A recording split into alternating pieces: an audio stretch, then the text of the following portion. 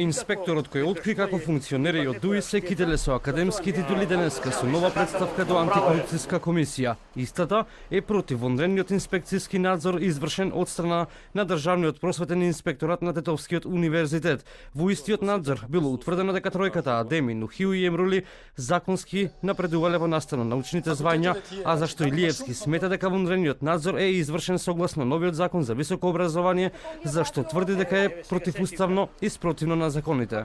Илиевски дополнително тврди дека врз одлуките на второстепената комисија притисок вршеле министерот за образование Арбер Адеми и премиерот.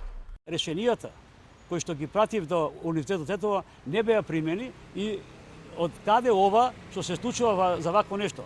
Ваквото нешто на случувања од второстепената комисија и инволвираноста на Мирјана Панајотова.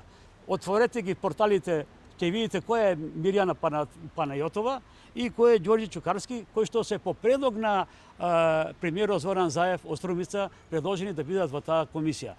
Но значи тоа е мешање прсти на политиката, на премиерот, токму и во овој случај да има политичка позадина, а не да дојде до израз овој законот.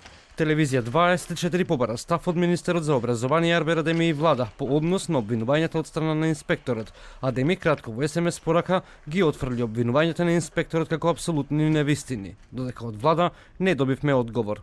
Илиевски ќе води и судска постапка пред управниот суд, бидејќи смета дека Државната комисија за одлучување во втор степен во областа на инспекцијскиот надзор и прекршачна постапка постапиле незаконски. Илиевски во своите инспекцијски надзори нотира дека на Тетовскиот факултет незаконски биле унапредени министерот за образование Арбер Адеми, заменик министерот за внатрешни работи Агим Нухиу и директорот на Државниот завод за индустријска сопственост Сафет Емрули. Во негова одбрана претходно застана и Хелсиншкиот комитет, кој во постапките против него препозна реваншизам.